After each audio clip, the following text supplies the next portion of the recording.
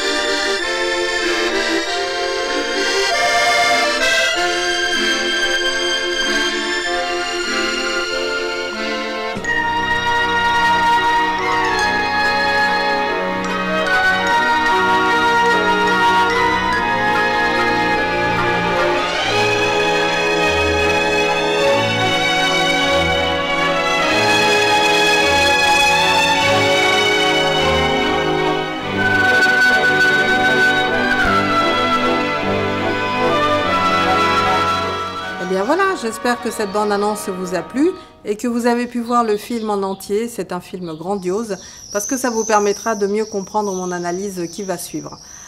Alors, comme vous l'avez vu, c'est une grande saga familiale qui démarre en 1936 et qui finit en 1980. En gros, c'est une histoire de 4 familles dans le monde. Vous en avez une russe, une française, une américaine et une allemande, qui vont vivre pendant tout le film, se croiser, s'entrecroiser. D'ailleurs, la famille française est juive. Il s'agit d'un couple de musiciens qui va se retrouver malheureusement dans un des trains qui mènent dans des camps de concentration. Ils vont avoir l'intuition que ça va mal se finir. Et donc, au dernier moment, ils déposent leur bébé entre les rails du train, mais sous le train. Voilà. Donc, un petit peu plus tard, bon, le train va démarrer bien sûr, un petit peu plus tard, le curé va trouver ce bébé, il va le récupérer et le baptiser. C'est lui qui va l'élever d'ailleurs. Alors nous savons dans le film que le père du bébé va mourir dans les camps, mais que sa mère, par contre, elle survivra et elle va revenir. Et elle va passer toutes ces années à chercher son bébé, mais vraiment sans aucun succès. Le temps va passer, 30 années vont passer. Et au bout de ces 30 années, ce bébé abandonné est devenu un avocat.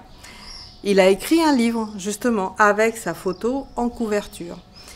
Et justement, comme c'est un homme qui ressemble comme 2 gouttes d'eau à son père, il se trouve qu'un vieux musicien, collègue de son père, va le reconnaître en voyant la couverture du livre.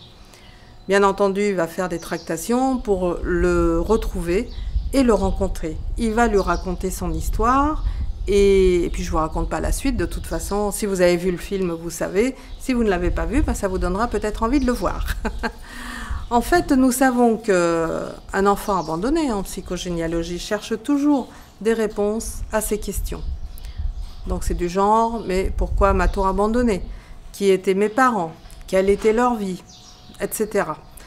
Alors, il arrive que l'enfant abandonné veuille se faire connaître à un moment donné, quand il ne trouve aucune réponse à ces questions, et se faire connaître par une notoriété artistique, par exemple, dans l'espoir d'être reconnu par des personnes qui le contacteront.